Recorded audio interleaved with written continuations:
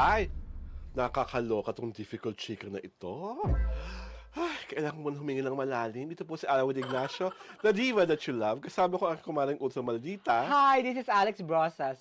Ito po ang The TT Show. Ang tarayan na talakayan Showbiz Edition. Dahil nga, isang Candy at Kembot na lang, ipapalabas na ang What's Wrong with Secretary Kim. Grabe ha, mare. Sa X, tinotodo ang pangraratrat kay Kim Chiu na inaakusahan ng panlilinlang sa dati niyang kasintahan. Na si? Huwag na natin pangalanan dahil hindi naman siya masyadong sumisikat nowadays. Nalaos na bigla? Oo. Oh my Parang gamit na gamit na God. masyado si Kim pag papangalanan pa natin siya, di ba? Ganon? Pero grabe, sana kung nakikinig yung ex-boyfriend ni Kim, pagsabihin mo naman ng fans mo na mali na at below the belt na ang ginagawa nila kay Kim Chiu. May Pinapalabas... fans ba yun? Ha? May fans pa ba yun? Sabi mo palaos na. Mars, makita mo mga fan niya talaga sa X. Talagang pinagmamalaki nila. Oh. Naglalabas sila ng mga quote-unquote, Oh. according to them, resibo Ay? ng mga pagkakataon at mga pangyayaring magkasintahan pa daw si Kim at yung ex niya, pero makikita sa mga larawan at sa mga video na touchy-feely na si Kim sa kanyang leading man of the present kay Paolo Avellino. At meron ng mga titig na malagkit, mga nangingiti ang pagkatamis-tamis daw sa paningin nila yung dalawa. May isa pa.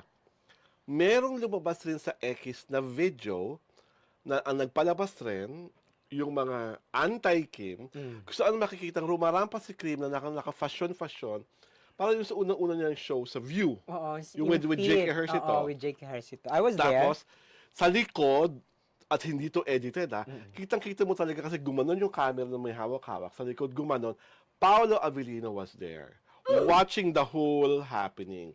So, yung mga pro-ex, sinasabi na, tignan nyo, hindi yan gawain ng kaibigan lang.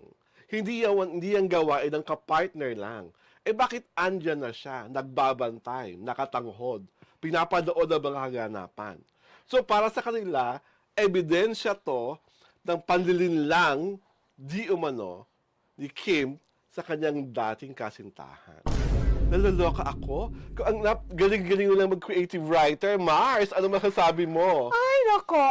I could only hope na their interpretations are very true. Okay. But, one, Mhm. unang-una, why would Kim, or why would Paulo, tawag dito, show na sweet siya Mhm. kay Kim? Mhm. Malay mo, sinusuportahan lang niya si Kim kasi alam na niya lang magtatambal sila sa linlang. Mhm. Kasi after that show, linlang ang kasunod. Mhm. Di ba? I was there. Ako nga hindi ko napansin na nandun si Paulo eh. Di ba? Nasa obscure corner Oo, sa di ba? Oo. likod. Kasi ang naano ko lang, si Kim. Nagtanong pa nga ako kay Kim.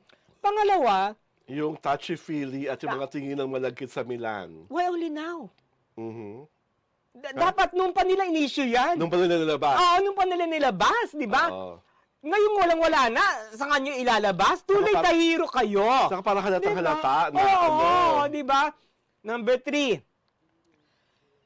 Tawag dito, the supporting evidences are very tawag dito, mahina. Mhm. Di ba? Because it does not, they don't prove anything. Kumbaga sa Kung lawyer, naghalikan, kung sa ayun, lawyers na pwede. siya, circumstantial. Oo, di So, ba? ang nangyayari, parang lahat circumstantial evidence lang. Diba? So, parang, ano yun? Yeah. Tapos walang probative value. So, Mhm. di ba parang, tatayo ba yan? Yes. Of course it will not.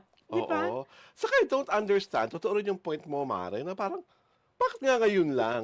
Bakit nung panahong siksik, liglig, at umaapo pa ang pagmamahalan ng dalawa, hindi niyo pinaglabakan yung mga yan? At saka the accusing fingers are all pointed kay Kim. Yes. Na hindi pa naman nila napapatunayan. Yes. Di ba? Bakit? Si ang naisip ko tuloy, baka si Sian ang nag-ano sa kanila eh. Nagsabi sa kanila eh, na ganoon. Kasi di ba, pwede yun. That could be possible. Nothing is impossible in this crazy planet. Oo, anyway. di ba? Uy, kaya kami off the record lang, chuchu. Malay ba nila sa off the record? So, sinabi na gano'n. Kasi di ba? Saka please lang, tantanan nyo na yan. Kasi ang point that we would like to express is that, di po ba break na? Hiwalay na eh. Nagpaalaman na. So bakit gayon, nagpaalaman na, saka kayo nagbabato na kung ano-anong mga bato? Huwag nang ganyan. The problem, always with celebrity couples breaking up, are the fans. Yes. Laging nasa kanila ang problema. Yes. Kasi, kanya-kanya sila. Di ba? Kanya-kanya sila.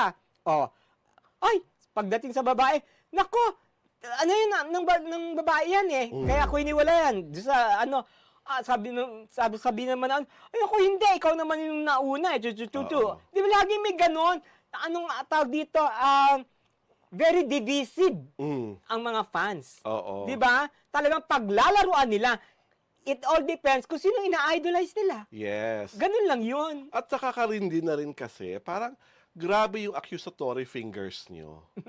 Na parang wala na po sa hulog at talagang below the belt na. Hindi nga namin personal naka-close si Kim Chiu. Pero yung mga sinusulat nyo sa X, yung mga pamabato nyo na kung ano-anong putik sa kanya, too much na po. Hindi po yan tinuro sa school at lalang di po yan, di kayo papasa sa good manners and right conduct kung ganyan kayo ng ganyan. Inuulit po namin ni Kumaring Ultra Maldita, pareho pong may kasalanan si Kim at si Sian, kaya nasira ang kanilang relasyon. Wala nating ungkatin pa kung sino ang supposedly or allegedly ang may mas malaking kasalanan dahil nga pareho po silang may kasalanan. At dapat po, tanggapin na yung lahat na tapos na. May iris na si Sian. At kung may pao naman si Kim, why are you so bothered? Oo nga. Alam mo kasi, eto natatawa ako Talagang, ang hindi makamove on yung fans. Yes. Laging silang hindi makamove on. Kasi, very ideal sa kanila yung couple. True. Diba? Lagi naman ganun eh. Parang, si Nora at si Tirso nung araw. Si Bea at si Boy. Si Bea at saka Bea at si si Boy. Bobot. Bobot, diba? So, yung kanilang very ideal the relationship, so ayaw talaga nilang ma-break up. Kasi, wala silang reality check. Yes. That all relationships can be broken up. Can be broken. Di ba? And all relationships have the capacity to hurt and end. Kayo naman. Di ba? Saka para naman wala po ba kayo mga sariling relasyon? Mga kinasal nga, naghiwalay di ba? My God. Wala po ba kayo sa mga sariling relasyon na pwede nyo yung pagkaabalahan? At masyado nyo yung pinagkakaabala ng ex-relationship ni Sian at ni Kim Chiu? Pwede nyo ako gayahin. Move on ako kaagad. Aray ko! Kaya na sinasabi ko. Naiba na tayo eh. Diba? Naiba na yung paksa. Di ba na, gaya na kayo sa Diva That You Love. May iris na. So? Ganun lang yun. Wag na saka wag po tayo mag-imbento ng kwento.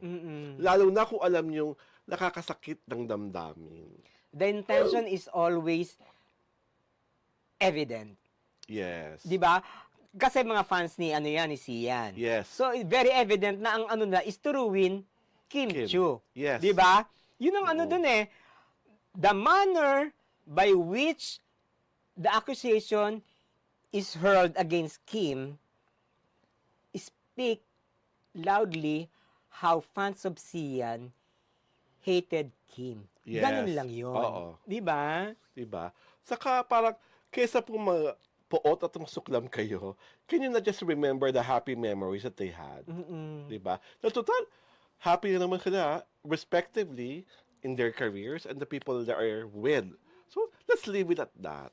Diba? Dahil dyan, kayo mga pasaway ng mga fan, mag-subscribe na lang po kayo sa aming YouTube channel at sundan nyo kami sa aming Facebook pagina sa Daily Tribune at sa Diario Tirado, of course, para hindi kayo may iskupan at makakarating kayo ng ganitong panalong-panalong mga talakayan.